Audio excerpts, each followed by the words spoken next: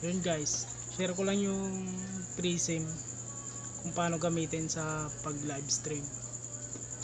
Gumawa ko ng tutorial para maano rin, para makita nyo rin. Sana panoorin nyo.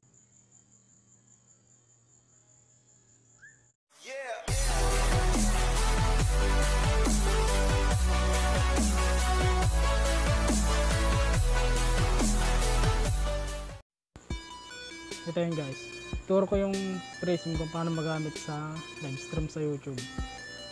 Punta tayo ng Google Play o Play Store. Search nyo yung Prism, tapos download nyo.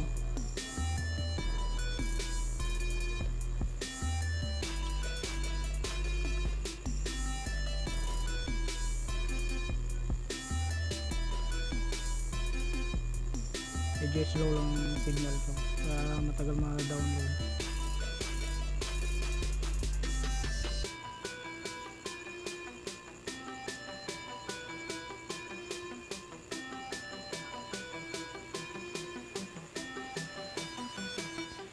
Ayan, na-download na. Tapos yung ma-download, punta tayo ng menu, hanapin natin yung Prism, tapos click natin.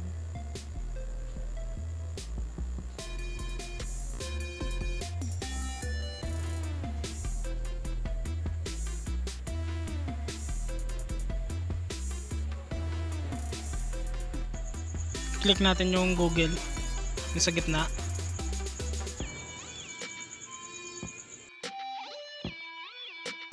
Yan, click natin yung padangataka account ko, tapos hintay lang natin hanggang sa lumabas.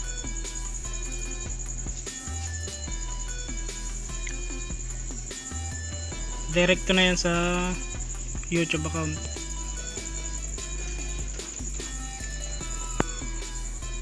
Allow natin. Allow.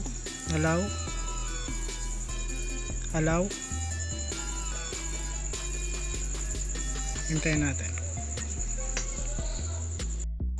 Ayan, pili tayo magpili ng filter na gusto natin para sa pagkuha ng live. Pili ka lang yung gusto mo.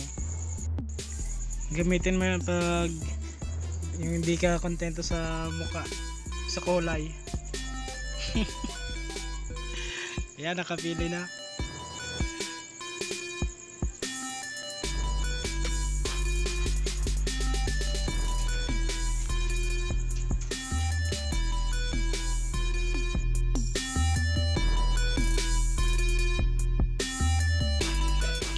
Click natin yung ready para lumabas yung white A. Yan, connect YouTube.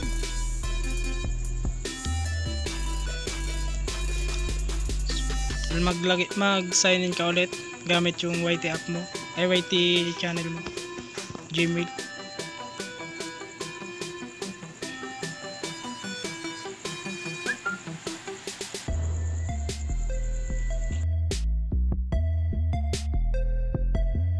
Tapos lagay natin yung password para mabuksan natin. Susunod.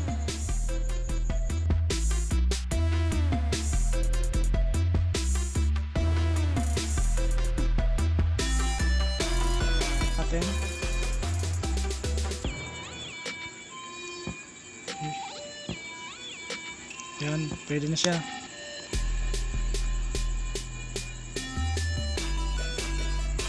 Pwede mo siyang lagyan ng kanta, yung background mo, para maganda-ganda. Basta yung walang copyright. Yung mga galing sa YouTube, ganyan, sa mga YouTube library, pwede yun.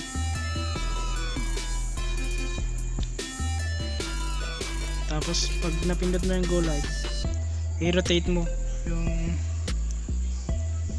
auto-rotate mo yung cellphone.